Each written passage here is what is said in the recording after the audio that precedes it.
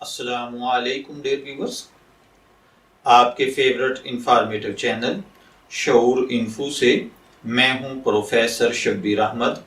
ہمارا آج کا ٹاپک ہے باہز۔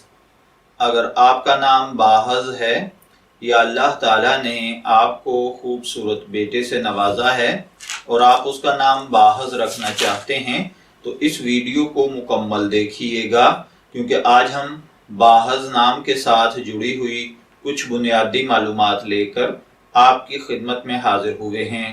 تو چلیے بڑھتے ہیں اپنے آج کے ٹاپک باہز کی جانب۔ باہز کی اردو املا میں جو حرف استعمال ہوتے ہیں وہ ہیں بے الف با، ہیز ہز، باہز۔ اگر آپ کا نام باہز ہے یا آپ اپنے بیٹے کا نام باہز رکھ رہے ہیں تو یہ معلومات آپ کے لیے بہت اہم ثابت ہو سکتی ہیں۔ انگلش میں اس کے سپیلنگ BAHAZ کے ساتھ کیے جاتے ہیں۔ جنسی طور پر باہز نام لڑکوں کے لیے مخصوص سمجھا جاتا ہے، مذہباً یہ ایک مسلم نیم ہے۔ ہماری ریسرچ کے مطابق باہز نام کا بنیادی تعلق اردو زبان سے ہے۔ علم العادات کے مطابق اس کا خوش قسمت نمبر 1 کو سمجھا جاتا ہے۔ خوش قسمت ایام میں جمعہ اور سوموار شامل ہیں۔ خوش قسمتی کے کلرز میں نیلا، سبز شامل ہیں۔